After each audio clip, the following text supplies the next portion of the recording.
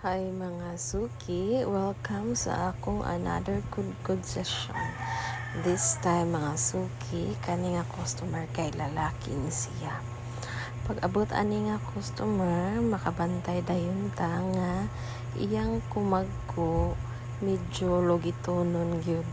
Dili tungod sa dry skin nga nanapa pero naapod siya ingrown nga kapin o sa kabuan na nga wala na atiman.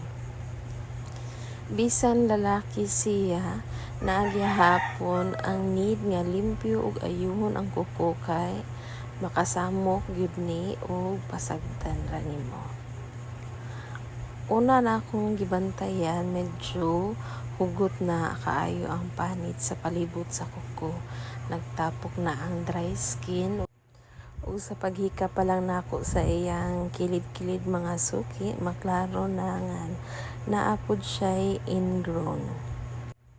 Hinay-hinayon lang nako og bira o gilunggit ang mga nagtapok nga dry skin, hugaw ug ang ingrown para dili kaayo masamdan pero dili gyud malikayan nga masamad lagi pilit na kaayo ang dry skin ug ang ingrown mga suki.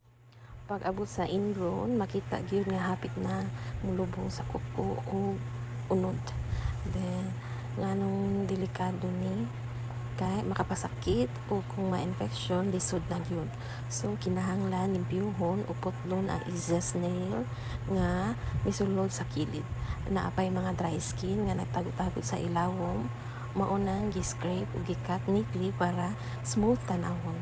Importante gyud nga kontrolado ang pressure para dili kaayo masamdan o para dili mo samot ang kasakit. Ang goal nato ani mga suki kay limpyo, presentable ug dili na mobalik dayon ang ingrown sa sunod nga session. Pagkahuman sa cleaning, lahi ra gyud tan-awon ang kuko nga humok na ang panit.